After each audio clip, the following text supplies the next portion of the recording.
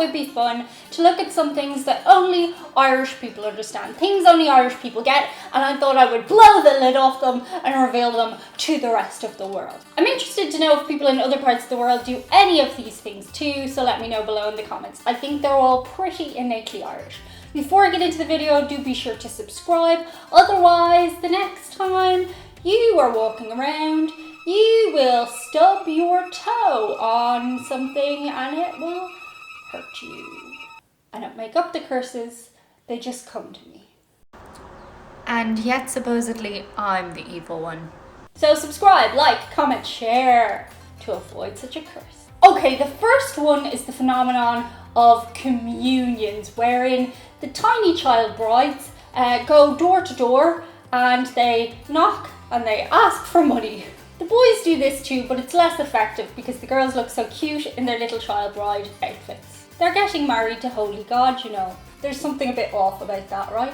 But as a former communion girl, I gotta say, I enjoyed getting dressed up. So would you know what to do if a tiny Irish child bride showed up on your doorstep? Well, the right thing to do would be dig deep and give them some cash, because they're probably your neighbour. And I don't know how that became a thing, but it's just what some people in Ireland do. People on my cul-de-sac did do it. I was not allowed to do it, but it's a thing that happens and lots of my friends did it. It actually seems so brazen now when I look back at it, but it's just a traditional thing that we do in Ireland, and at the end of it you count all your wads of cash and see how much you got. I did very poorly because I just had the relatives who came to the house. Other communion kids go out and show off their outfits to the whole world. They'll go into the city centre, walk around, they might go to the cinema. It's a big day. They may even go to McDonald's. Does this happen anywhere else? The next thing I had no idea was remotely strange until people on my Patreon pointed it out. It's that Irish people pair pizza with potatoes of some kind, usually chips, aka fries. Like, you'll order your pizza and then you'll get some wedges with it, or some chips, or some fries. But usually it's chips, and I totally didn't know this was an Irish thing. Honestly, if I just get a pizza, the meal feels incomplete. Like, where are my chips? On a similar line, if I get a sandwich somewhere and it doesn't come with a side portion of crisps, aka chips, oh, languages are confusing. Oh, it's all English. You get your club sandwich and you get your Tayto crisps on the side, or you get your ham and cheese and you get your King crisps on the side. Sacrilege if they're selling King crisps. Sacrilege. The next thing, and I wouldn't be surprised if people do it in other parts of the world, it's the idea that drinking more alcohol will cure a hangover, and that's a very Irish thing to do. Okay, so typically the night after you've gone on the loch with your mates, you will go and you will order yourself an Irish breakfast roll. Now, hours earlier, you will have eaten your soakage the night before, your curry chips or your spice bag or your fish and chips on the way home, whatever. And yes, you'll go and you'll try and get as much sleep as you can, but the next day you'll get your Irish breakfast roll, which is literally what it sounds like. It's the entire Irish breakfast smushed into a sandwich. But if the Irish breakfast roll fails you, the only answer is to go and drink more alcohol. This is a legitimate thing, and I gotta say, I have done it. It does work. What are you calling drunk? You're not drunk, I'm drunk. Do other people do that in other parts of the world? Next up is Dublin's rivalry with every other county in Ireland. I am a Dub myself. This is frowned upon by some other people from Ireland, but you know what? You're all culties, including Cork. I know, it's just a bit of banter that the Dubs have with the rest of the country.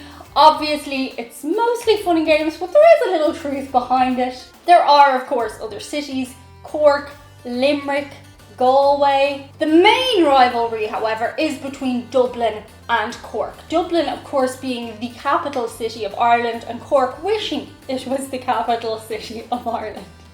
Oh, I'm really baiting them today. Actually, to be honest, Cork is a lovely city, and if you are visiting Ireland, you should definitely go check out Cork. But it's not the capital city, it just wishes it was. Next up, you may have heard of the Irish goodbye, but it is not the real Irish goodbye. The real Irish goodbye is the long drawn out one.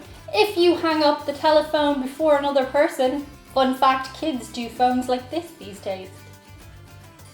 If you hang up the telephone in Ireland before the other person, you are a dick. You're a dick. We all know the joke about bye bye bye bye bye bye bye bye bye. Yeah, I'm doing a hybrid now. It's a hybrid hand. Irish people take forever to hang up the telephone, but now we have also translated it to Zoom calls. Do not be the first in a group of Irish people to hang up your Zoom call, because after you hang up, the rest of the crew will stay on at least another 20 minutes and they'll have a whole other thing going on. And if it's part of your company or your business, you're not going to want to miss that bit of banter. The next thing that only Irish people understand is the term, I will ya. Now, if you're a foreigner, you might think that means they will. Yes, it actually means the exact opposite. If an Irish person says I will yeah, it's sarcastic. They're not going to do the thing that they said they're going to do. In fact, I will yeah means they definitely won't. Similarly, the term sure you know yourself is usually a term used when you're trying to end a conversation. You don't want to expand upon your point, you don't want to talk about something. The inclination of the person saying sure you know yourself implies the person thinks the other person doesn't know themselves and doesn't really want to engage with the other person. The next thing that only Irish people understand is that Viennetta is the poshest dessert. You may have seen this in your pound shop or your dollar store. You may think, oh, it's not that expensive. In Ireland, it's the poshest dessert. This means that you're having a very fancy occasion, one which the typical ice cream sandwich is not good enough for. We've never actually gotten over classic Romantica being discontinued. They did replace it with the posh version of Romantica, which is just... It comes from Carte d'Or. There are other copies of the Romantica, but they're not the same. They've added a coat of chocolate topping on top and they've made the balls smaller and dispersed more regularly. It's actually nicer, but no, curse you, posh Romantica. You're trying to take the role of Viennetta and you're just not good enough for it. I'm a traditionalist, can you tell? The next thing that you need to understand about Irish people is if the fire alarm goes off, don't do anything. Don't get up, don't move. It doesn't mean anything. Now, there may be a certain amount to do with the fact that Irish buildings are nowhere near as large as buildings in other parts of the world. But if we hear a fire alarm go off, it's mostly just inconvenient. You're going to guess it's a fire drill or just somebody fecking around with the fire alarm. And sure, by the time it gets to you, if it is a real fire, you'll have time to get up and leave, won't you? I would hope so. This is actually a pretty hazardous thing, but it's true. For most of Ireland, if we hear a fire alarm, our first instinct isn't to get out. It's to think how annoying that fire alarm is. The next thing that only Irish people understand is that Matt LeBlanc at the Friends reunion was everybody's Irish dad / uncle. Matt LeBlanc was the epitome of the Irish dad / uncle in his stripy shirt with his poise as so. I'm going to show you a few memes because I feel like they speak for themselves.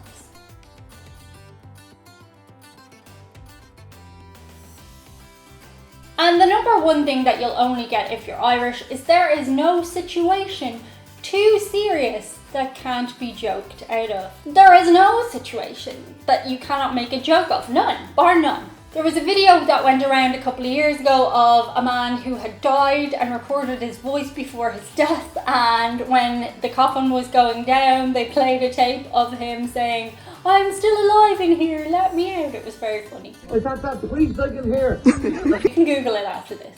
And those are 10 things that only Irish people will understand, but now you do too. Today's video has a shout out to a couple of people, and that first person is Brian Ediger. He'd like to shout out Charity and her daughter Avery. He says Charity is a strong woman as well as a loving and awesome mother. She considers many children and teens in her town to be her own children and does whatever she can to help and mentor them. Avery is a sweetheart and a blast to be around. She definitely has her mother's caring heart. He says they've both been through a lot, but you wouldn't know it just by looking. He's praying for the best and believes it will come to pass. Thanks, Brian, and sending good vibes your way, Charity and Avery. Next up, we have Jason Moore and Jim Ross giving a special shout out to one particular person. They want to shout out my friend Paul. Jim says he deserves the shout out for 8 years of working with the homeless at the soon to be closed shelter in Dublin. Also, he recently was a big help to me with moving stuff. Jim wants to quote me by saying he's just the kindest person ever. Similarly, Jason wants to thank him for helping me pack up my apartment, minding Chewy when I travel, and just for overall being an awesome person. He says the world needs more kind-hearted people like Paul, and I agree. So a massive thank you to Paul, Jason, and Jim. And that's it for today. See you on the other side. Bye. Jesus Christ, it's hot. I know. Do you want to go on the floor? You can go down. Do you want to go down? It is too hot. Yeah. Go anywhere but beside the microphone, buddy. Anywhere but beside the mic. And he goes right beside the microphone. Okay. You're a dickhead. You're a dickhead. And Frecklin just sitting here. Jesus, it's boiling in here. Fun fact, I took off my trousers halfway through this video. So I'm not wearing any pants. It's too hot for Irish people.